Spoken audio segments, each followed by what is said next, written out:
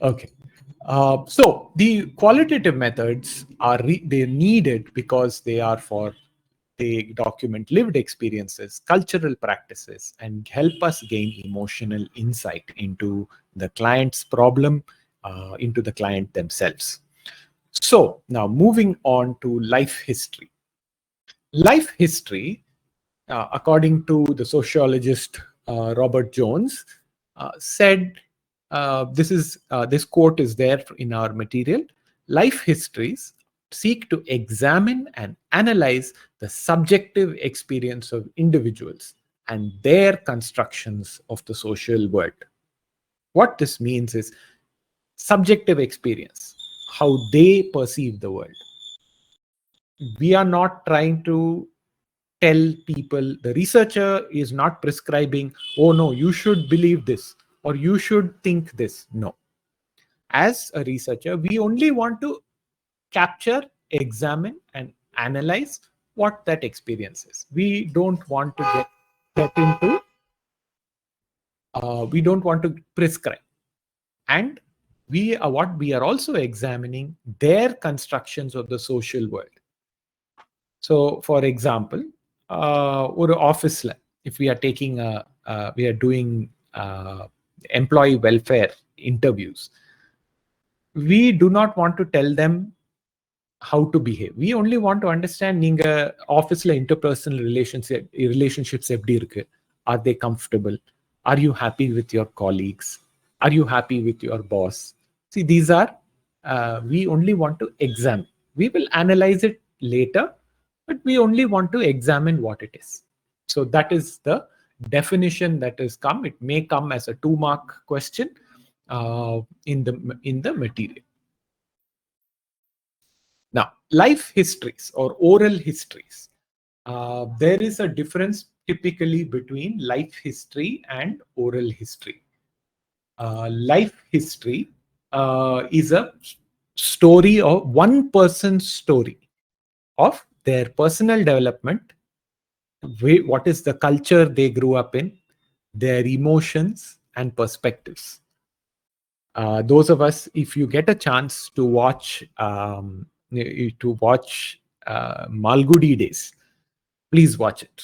It is or any film by Satyajit Ray or any of the Tamil masters, old art films. They are excellent at capturing this aspect of life history. A story of the development, culture, emotions, and perspectives. So what does it reveal? It reveals, it reveals a person's perspective of themselves. Now, in a clinical setting, when you go if you work, for example, under a psychiatrist. Now, I had the opportunity to be present when they were taking the history of one patient. That was a case history. That was not a life history, but it was a case history. Case history and life history are two different types of history, but they have many common details. So in this case, the patient was presenting with certain psychopathy. And as when the patient presented with said psychopathy, the person's life history and case history were taken in detail. Taking case history and life history takes time. It is a long process. In this, for the case history itself, 45 minutes to 1 hour they took. So case histories and life history will take even days sometimes. And it is done gradually in a therapy setting to understand who is the patient, what are their motivations, what is their perspective of their story. Oral history is separate. Oral history is built by interviewing other people, like the person's children, the person's spouse, the person's colleagues, the person's friends, are used to build a person's oral history, because life history by a person may not be always 100% accurate. All right. So these are APA has two best practices. One is to be culturally sensitive, right? So, for example, if you are interviewing somebody from a particular language background or from a particular religion, you must be sensitive to their culture when we are interviewing. The second thing is informed consent. Informed consent is very important. They, in almost every psychological setting, always there will be a document where that you will sign, which will say, I consent that this information will be used for treatment. In research, it will be used for my data will be anonymized, and it will be used to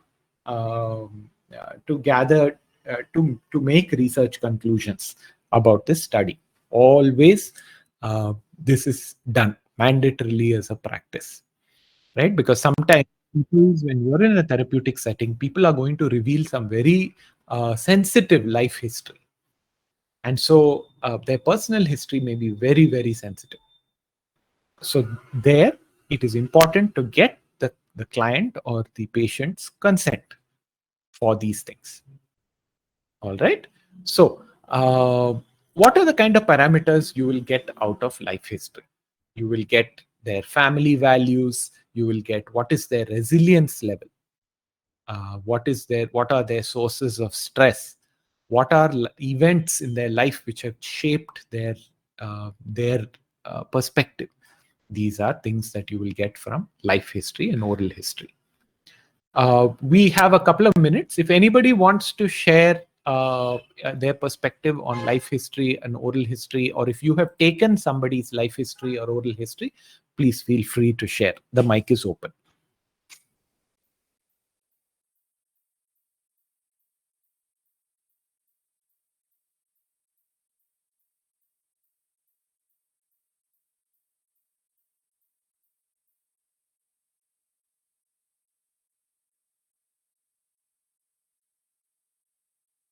Alan, is any movie taken on Mother Teresa? Any movie about Mother Teresa? Yes, there are documentaries. Okay.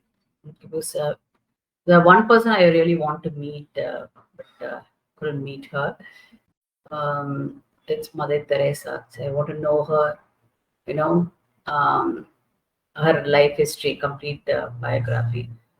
I have certain knowledge about her, but not the complete life history of hers. Right. How she came to India and all that. I mean, the background I know, but how she really want to start this, and um, what are the odds and obstacles, she has crossed it. So all that I just want to know as a biography. So Right. if there is any documentary, please recommend. There are two I can recommend. There is one called for Mother Teresa for the Love of God ? Mm. And another one is by called Mother Teresa, No Greater Love. Mm. Are both available on many streaming platforms, but these talk a lot about her her mission and her documentary. Oh, is it? Yes. I'll So certainly watch. those are two very good perspectives. You may not agree 100% with all the perspectives, but that is what makes a good documentary. It will open up certain things about her mission and her work. Oh, nice. So now, so if nobody else has anything else to share, one thing I'd like to share is I have seen, like I just mentioned, in a clinical setting, taking of history. One of the things is which we will cover is that history will never be taken only by one person. It will be taken by many people, and they will go into excruciating detail, extreme detail, how you felt, what you thought at that moment. So you you should see it. If you get an opportunity to be a part of a psychiatric treatment team, or at a psychiatric ward, or in a counseling center, if you have the opportunity to witness history taking, especially life history taking, it is a experience you will not forget. I had the opportunity to see two very good interviewers take this, not for research purpose, for the diagnostic purpose, but it was very detailed and extremely thorough. So that is something I encourage you to take a look. Right. Now moving on to documents. Now you may wonder what is the documents have to do with research?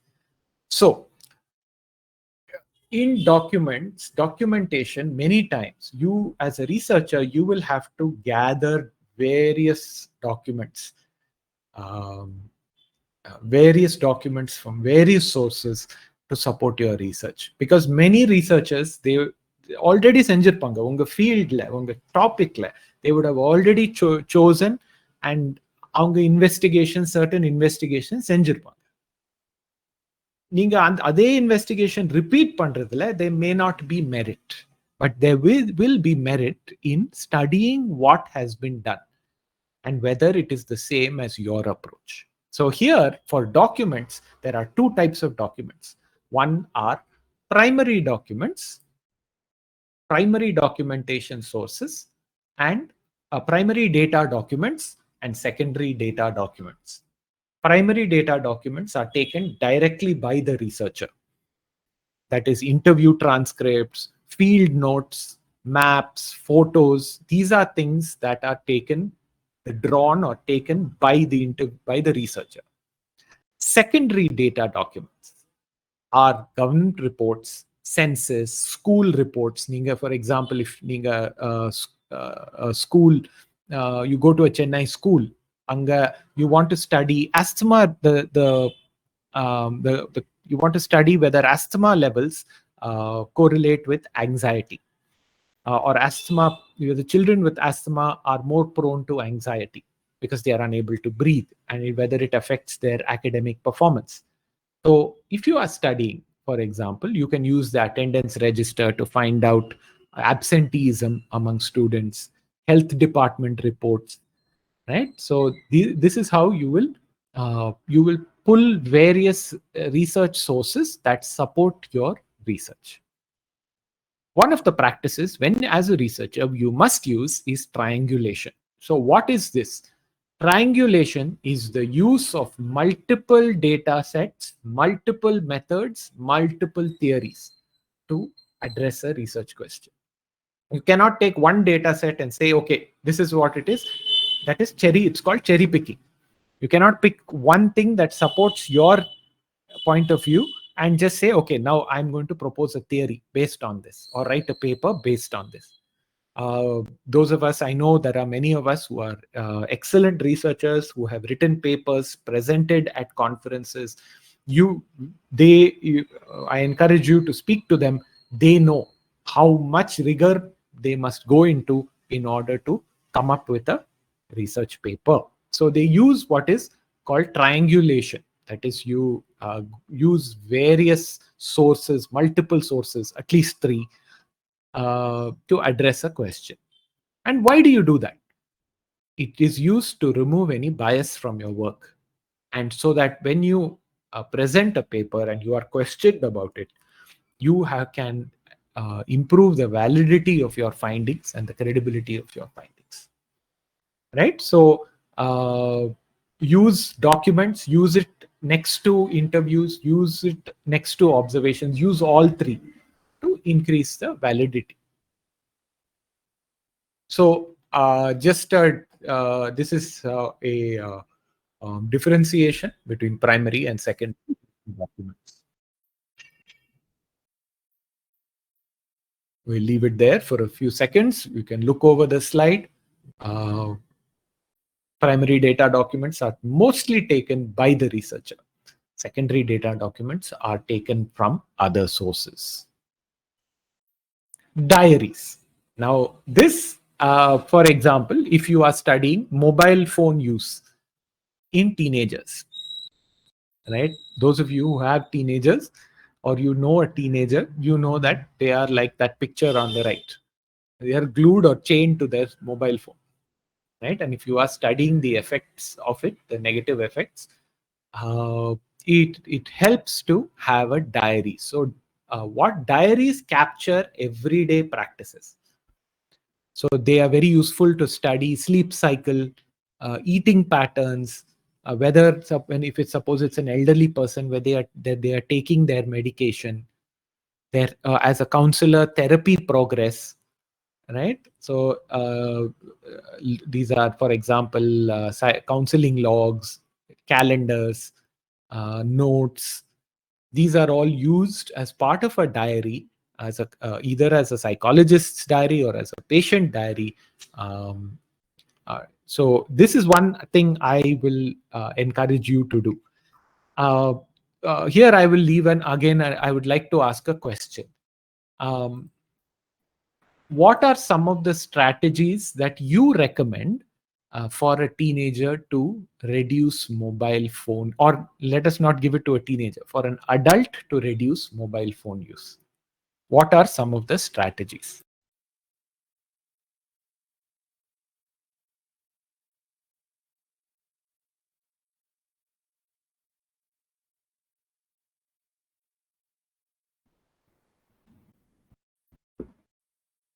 Keep yourself occupied, the work. Okay, keep Yeah, ourselves occupied with yeah. something else. Okay, so distract. You, yeah, to distract, you have to distract. Then channelize that into some other, like you can do a course, or you can join um, uh, the exercise group or a jogging group, and social groups, uh, so that will actually take away your phone time, and Correct. you realize that only it is for necessity to reach people. And of course, you can even knowledge gathering also you can use phone, but other than that, I think phone is not of good use. Right. So in the those, thank you, ma'am. Those are excellent responses. One of the ways, anyone else has any other ways that you can reduce phone time, not only for teenagers, for adults also? Anyone else?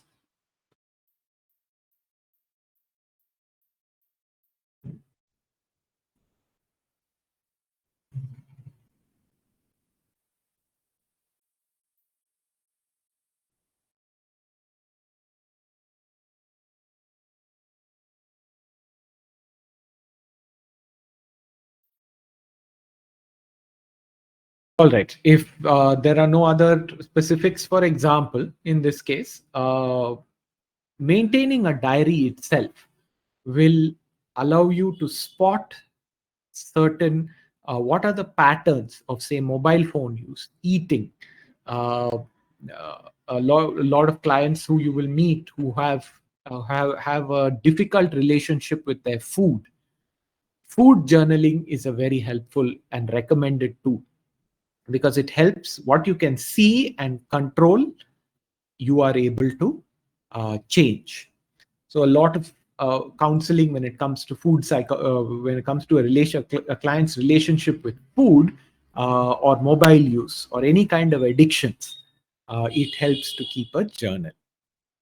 So the best practices here is that your uh, diaries should have specific prompts. They should be like a checklist, or it should have a very specific data that it captures.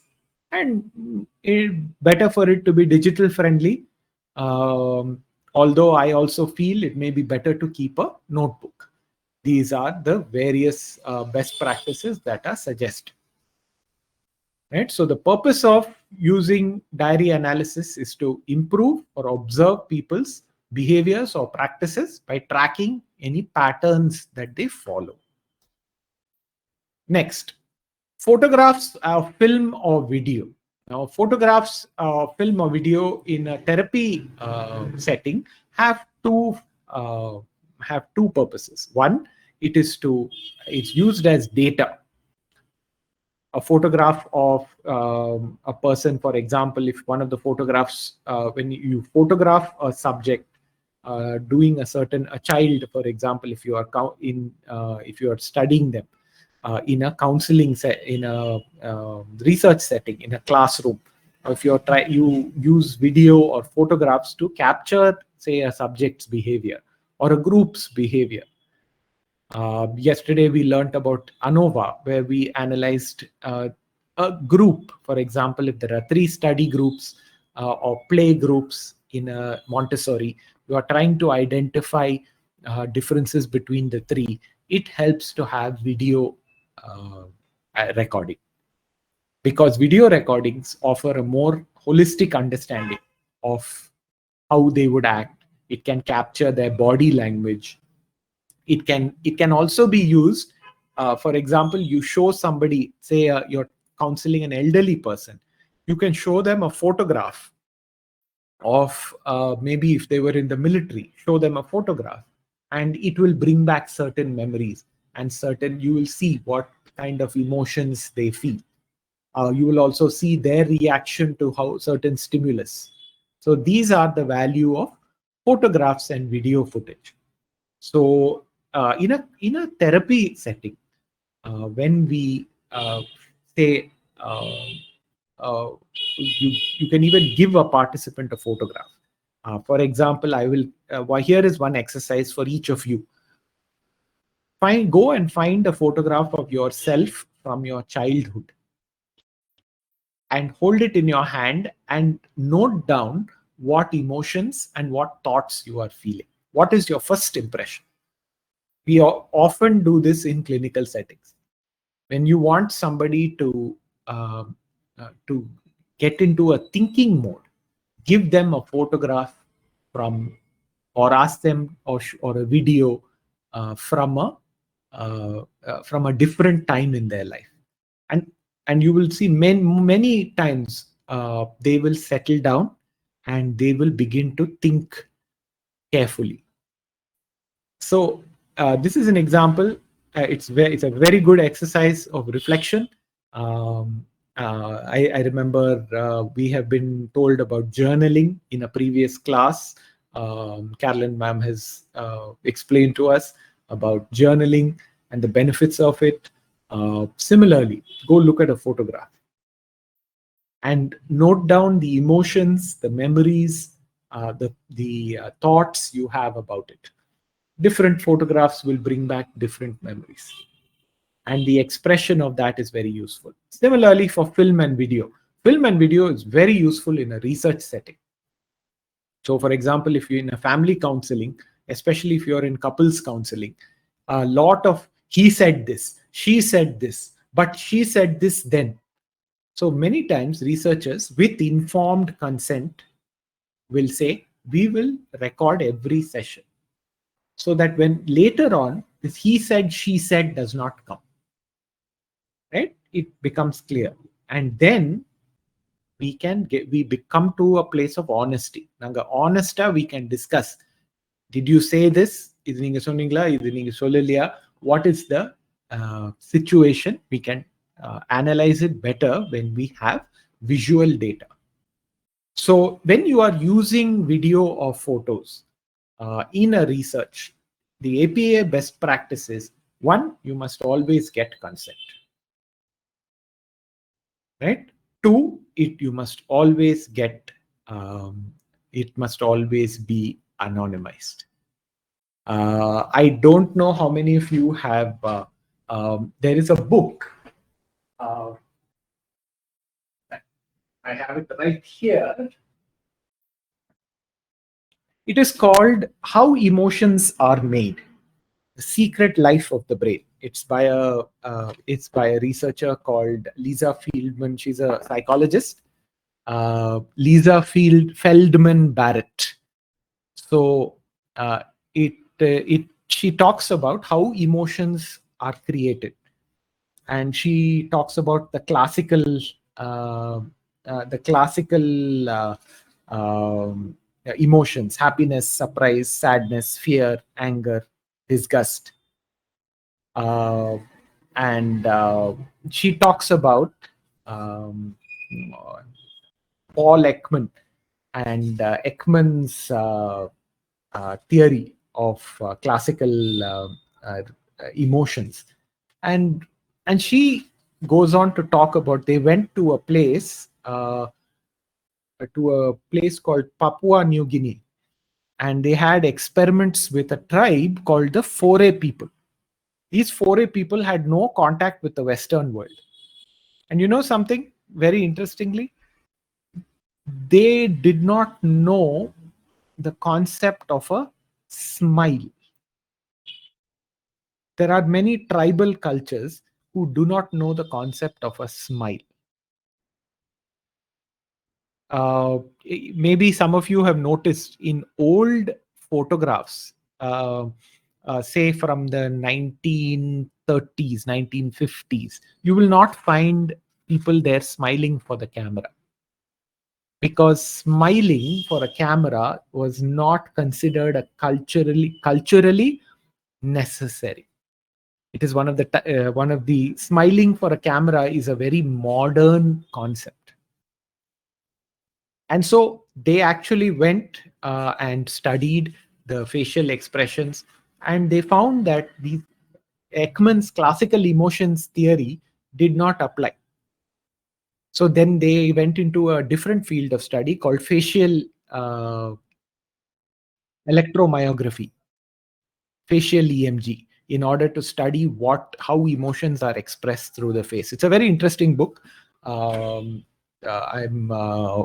it's called How Emotions Are Made by Lisa Feldman Barrett. I encourage. It'll give you a perspective on how photographs are used, or even if you read Ekman's theory of emotions, classification of emotions, you'll see how he used them, how they used photographs in order to identify emotions. Now, today's class, this is by far the most important type of qualitative data analysis: conversation analysis. If you Google it, you will see it is a psychological and sociological technique. When we analyze conversations as laypersons, uh, how we perform some of these tasks, but when a professional analyzes a conversation as a psychologist, you will analyze very differently. So what is it? It is the focus of conversation and analysis is to study natural, everyday, naturally occurring interactions or talk.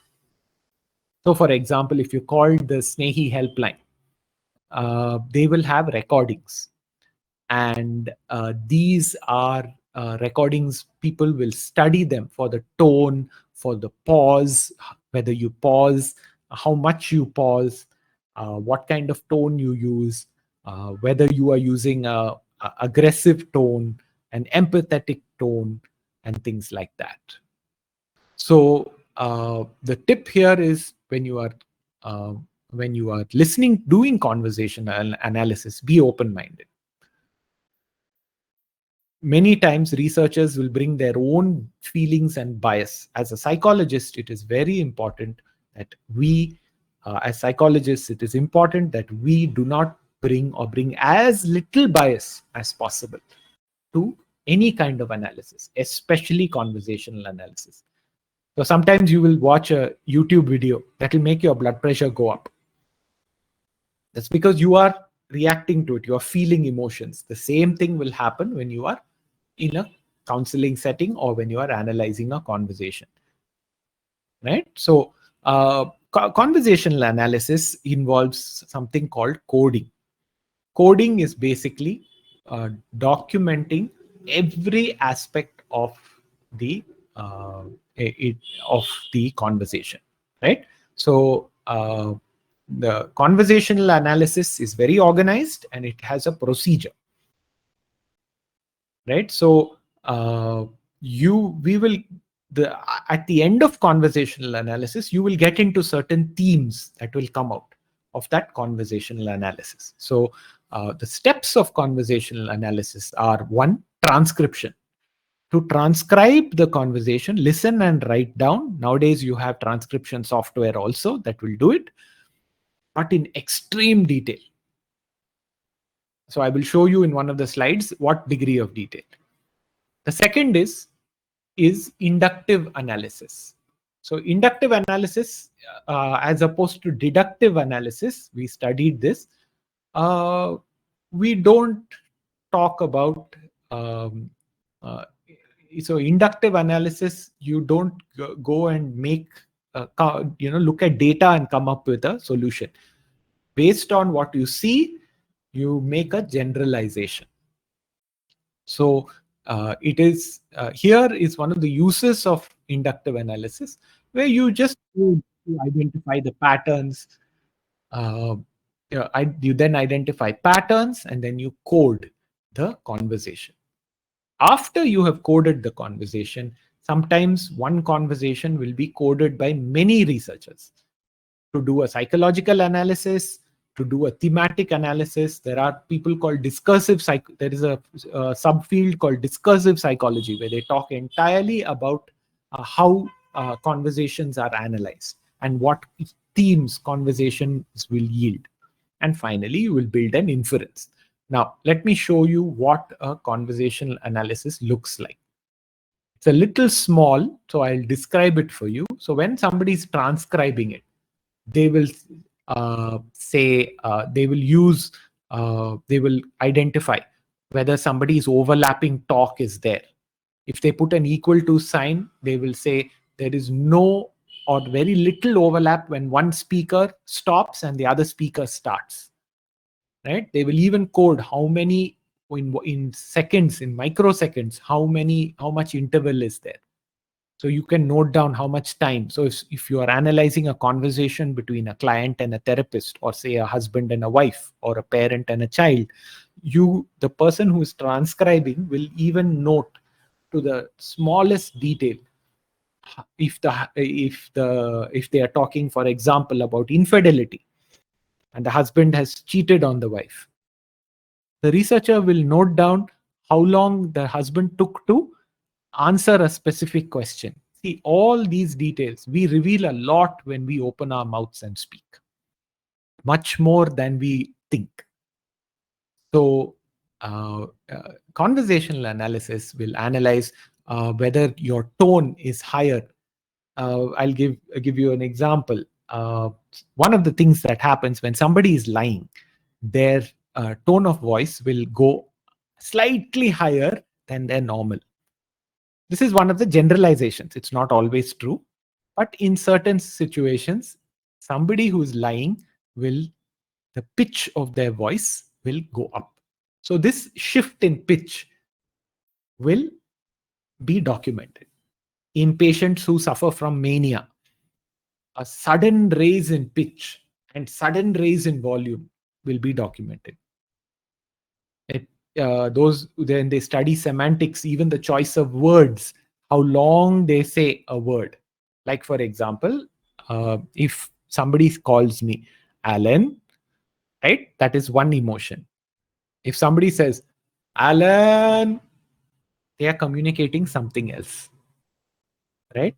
This is just identified by the tone and the vowel, how long they held a vowel or a consonant. This was the system of transcribing conversations was defined by a person called Gail Jefferson. Her name is there in the material.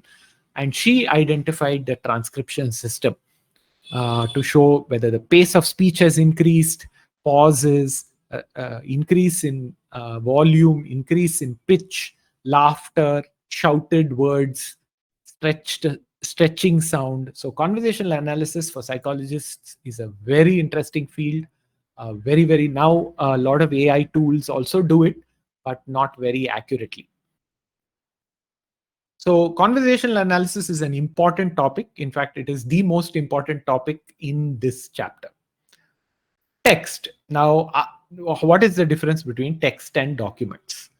Now, text and documents, they are very similar, but there are two kinds of text. One is naturally occurring text. That is, for example, a newspaper, or if it's a meeting, minutes of a meeting.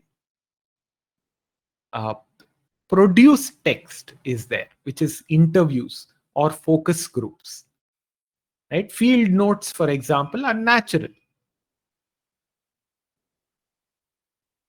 Transcripts will be natural, but produced, that are in a very produced setting. When you create documentation, then it is those are the two differentiators. Now, how you interpret any text or document is basically based on three theories. One is the grounded theory. That is where the researcher looks at it and says, yes, a patient has said this. This is what the patient believes. The narrative analysis theory, they look at it as a story. It could be literal. It could have certain symbolic meaning also. Discourse analysis, or in our textbook, it will be written as the uh, uh, it will be written as postmodern.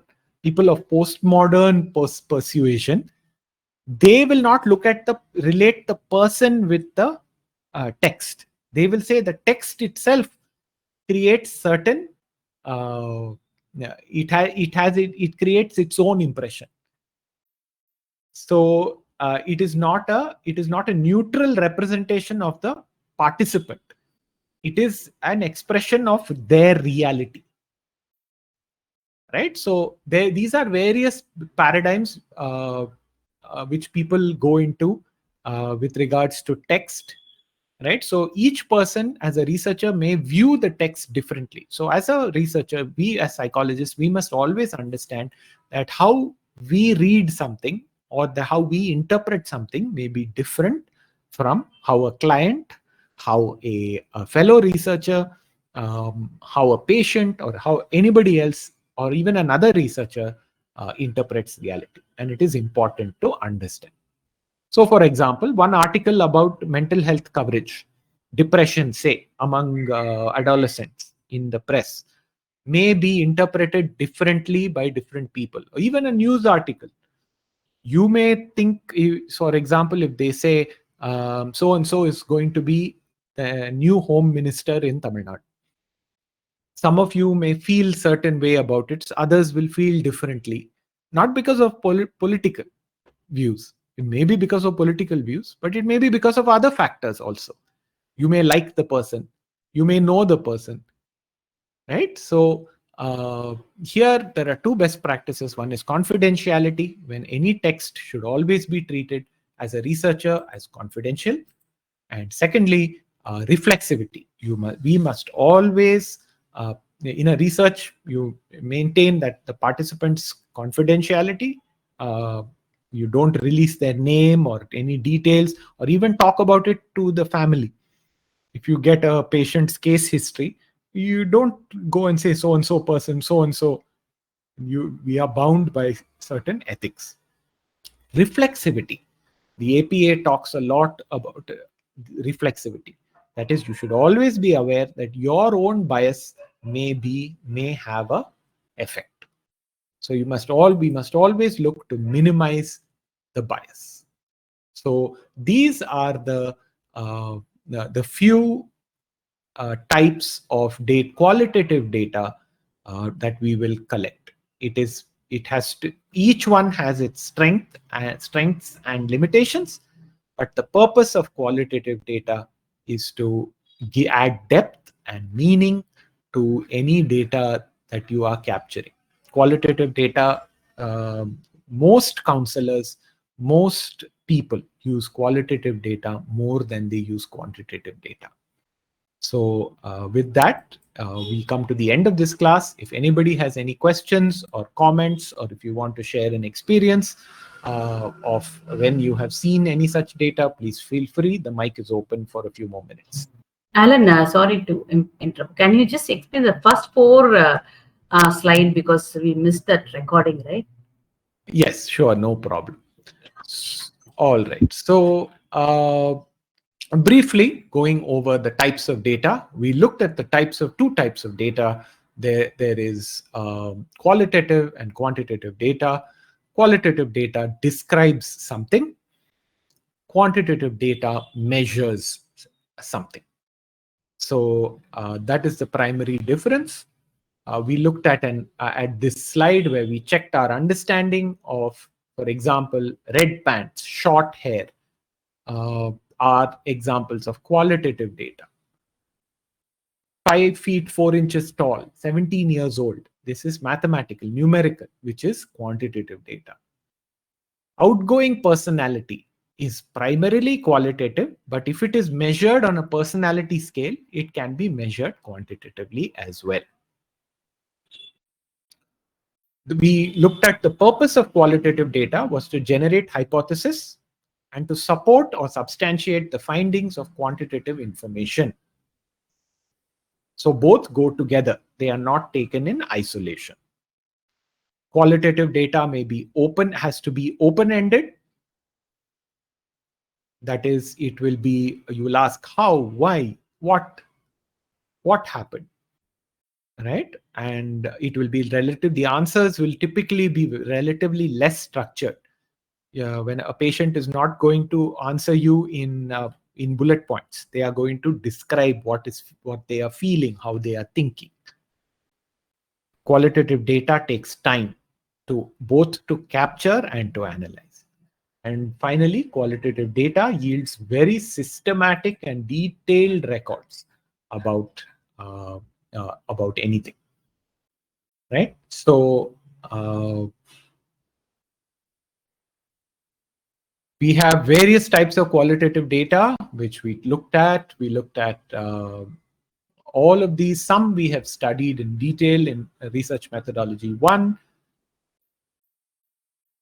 And we looked at why qualitative methods to explore meaning, emotions, and culture, and to talk about the APA recommends their qualitative method, lived experiences, cultural practices, and to get emotional insight. We talked about the Chennai Rains. I recommended this book, Rivers Remember, and it is a excellent qualitative example. Many movies, many social movies also are excellent. So movies that talk about social or political issues, they are excellent qualitative. They are not data, but they are excellent representations of qualitative data, right? And it is important that qualitative methods are very good to capture multicultural sensitivities. Um, for example, in certain cultures, if you travel to certain countries, pointing with your finger is a highly offensive thing. You always point with your palm, all fingers extended. You'd never point with one finger. So things like that, to capture those things, qualitative methods are very good. But then we looked, of course, at life histories, and I think this is where we kind of started the recording, and we looked at the definition of life history to analyze the subjective experiences of individuals and their constructions of the social world. So those were the basics of qualitative data and methods. Any questions or comments, please feel free.